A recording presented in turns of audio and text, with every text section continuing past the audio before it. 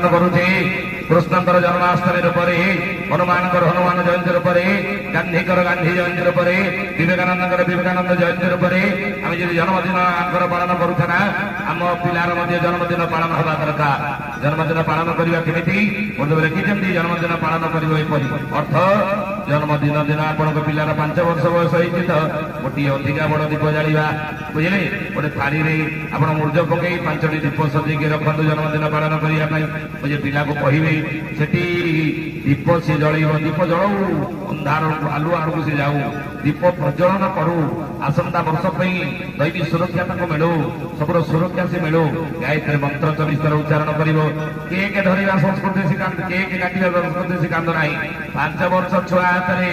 ଯଦି ଆପଣ ଛୁରୀ ଧରିକି ତାକୁ କେକ୍ କାଟିବା ଶିଖେଇଲେ ଏଠି 25 ବର୍ଷ ହେଲା ବେଳକୁ ତରୁଆଲି ଭୁଜାଲି ପିଲା ଯଦି ଧରୁଛି କାହିଁକି ଦୁଃଖ କରୁଛନ୍ତି ଗାଁ ଗଣ୍ଡାରେ ଯଦି ତରୁଆଲି ଭୁଜାଲି ଧରି ପିଲା ବୁଲୁଛି ଏଠି ଛୋଟ ବେଳୁ 5 ବର୍ଷ ତାକୁ ଆମେ ଛୁରୀ ଧରିବା ଶିଖେଇଲେ 25 ବର୍ଷ ହେଲା ବେଳକୁ ତରୁଆଲି ଧରିଲା ଅସୁବିଧା କରନ୍ତି ନା ପିଲାକୁ କେବେ ଏ ଶିକ୍ଷା ଦିଅନ୍ତୁ ନାହିଁ ଜନ୍ମଦିନ ପାଳନ କେମିତି କରିବେ ଆପଣ ଗାୟତ୍ରୀ ପରିବାର ଠାରୁ ଶିଖି ନିଅନ୍ତୁ ଆପଣ ମା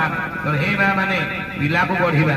ଆମେ ଆଉ ବଦଳି ପାରିବା ନାହିଁ ଆମ ବୟସ କାହାର ହେଲାଣି 50 କାହାର 60 କାହାର 45 ଆଉ ହବ ନାହିଁ ତେଣୁ ବର୍ତ୍ତମାନ ଗଛଟି ଛୋଟ ଯୋଉ ଗଛ ଲଗାଉଛନ୍ତି ସେଇ ଗଛଟାକୁ ଭଲ ରୂପେ ତାର ଯତ୍ନ ନିଅନ୍ତୁ ମନେ ରଖନ୍ତୁ କଥା ତ ସେଇଥିପାଇଁ ତ ଆପଣମାନଙ୍କୁ ମୁଁ କହୁଛି ଏ ଗାଁର ଯେଉଁ ମା ମାନେ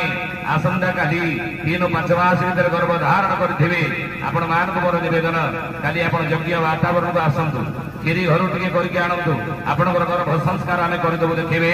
କେମିତି ପିଲା ଆପଣଙ୍କର ଜନ୍ମ ନ ହୋଇଛନ୍ତି ଆପଣ କହିବେ ଦେବୀ ଦେବତା ରୂପରେ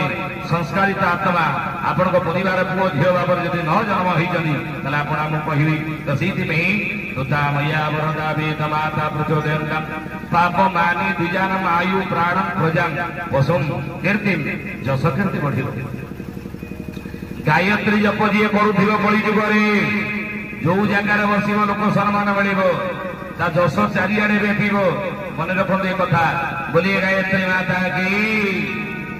କଣ୍ଡିରାରେ ମୁଁ ଏ କଥା କହିଥିଲି କଣ୍ଡିରା ଯଜ୍ଞରେ ବୁଝିଲେ ମୁଁ ଯେତେବେଳେ 15 ବର୍ଷ ବୟସ ମତେ ହେଇଥିଲା ମୁଁ ଦୀକ୍ଷା ନେଇଥିଲି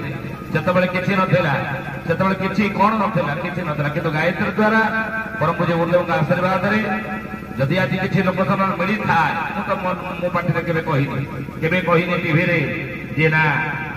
ପ୍ରବଚକ ନୁହଁ ମୁଁ ପ୍ରଥମେ ମୋର ପରିଚୟ ହେଉଛି ଗାୟତ୍ରୀ ପରିବାର ପରିଜନ କେବେ କହିନାହିଁ ମୋର ପରିଚୟ ହେଉଛି ଅମକେଇ ସମକେଇ ନା ପ୍ରବକ୍ତା ନୁହଁ ମୁଁ ପ୍ରଥମେ ଗାୟତ୍ରୀ ପରିବାର ଜଣେ ପରିଜନ କର୍ମକର୍ତ୍ତା ନୁହଁ ଗାୟତ୍ରୀ ପରିବାର ମୁଁ ଜଣେ ସାଧାରଣ ପରିଜନ ତେଣୁ ପରିଜନ ହିସାବରେ ମୁଁ ଯଦି କୁଆଡେ ମୋ କଥା କହି